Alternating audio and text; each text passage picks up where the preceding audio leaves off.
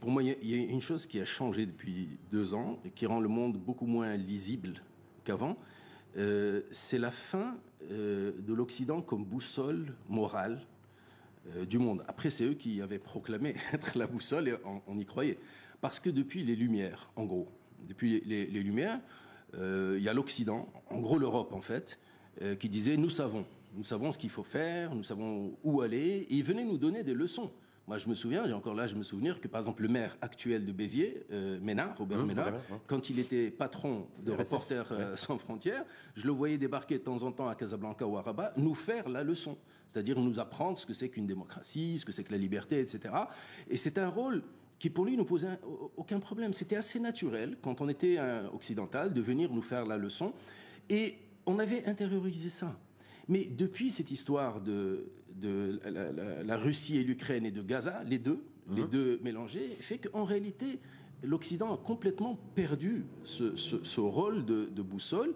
Ce qu'on appelle maintenant le Sud global ne croit plus du tout en l'Occident. Donc, pour comprendre ce monde, maintenant, je pense que le point fondamental, c'est celui-là. Et je donne un exemple, vraiment.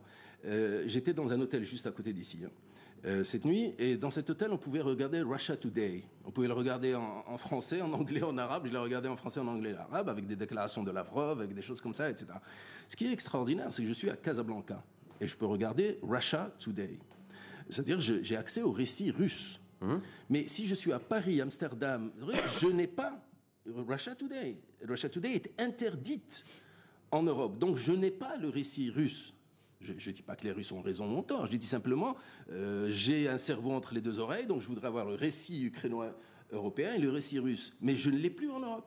Donc l'Europe, qui pendant 2 siècles nous a seriné, qu'il fallait le débat démocratique, que chacun avait le droit de s'exprimer, etc., la première chose qu'ils ont fait, après l'entrée des troupes russes en Ukraine, c'est de supprimer Russia Today partout en Europe. Au nom de la propagande, parce que c'était aussi, ça a été justifié par la propagande. Oui, alors c'est une drôle de justification, parce que moi je voudrais bien savoir quelle est exactement la télévision ou la radio qui fait pas, d'une certaine façon, la propagande. Je veux dire, je vais pas citer des bon, on voit très bien à quoi je pense, mais après tout, la télé russe, la télé ukrainienne fait aussi la propagande de l'Ukraine, la télé polonaise fait la propagande de la Pologne, etc.